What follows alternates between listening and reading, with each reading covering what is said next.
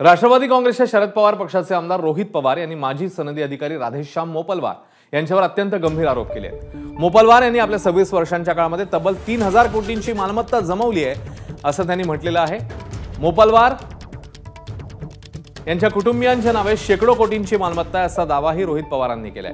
मोपलवारांच्या नावावर 1,500 कोटी, दुसऱ्या बायकोच्या नावावर 150 कोटी, तिसऱ्या बायकोच्या नावावर 200 कोटी अशी मालमत्ता असल्याचं त्यांनी म्हटलेलं आहे।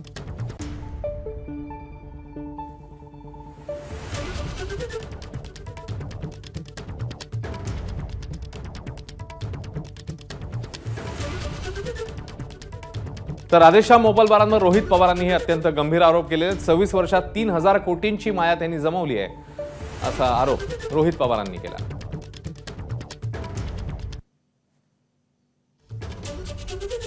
राधेश्याम मोपलवार कोण आहेत आपण बघतोय। सप्टेंबर 2015 मध्ये MSRDC वर त्यांची नियुक्ती झाली। फेब्रुवारी 2018 मध्ये वयोमानानुसार ते सेवानिवृत्त झाले। सेवानिवृत्त होता सलग 5 वर्ष विक्रमी 7 वेळा त्यांना मुदतवाढही मिळाली। फडणवीस ठाकरे सरकारमध्ये सलग 7 वेळा मुदतवाढ मिळालेले ते पहिलेच। तर समृद्धी महामार्गाच्या निर्मितीत एक महत्त्वाची भूमिका त्यांनी बजावली। फडणवीस सरकार, मविया, शिंदे सरकारच्या काळात ते सत्ताधाऱ्यांचे विश्वासू म्हणून ओळखले जात। मुख्यमंत्री कार्यालयातल्या वॉर रूमचं संचालक पदही त्यांनी भूषवलंय।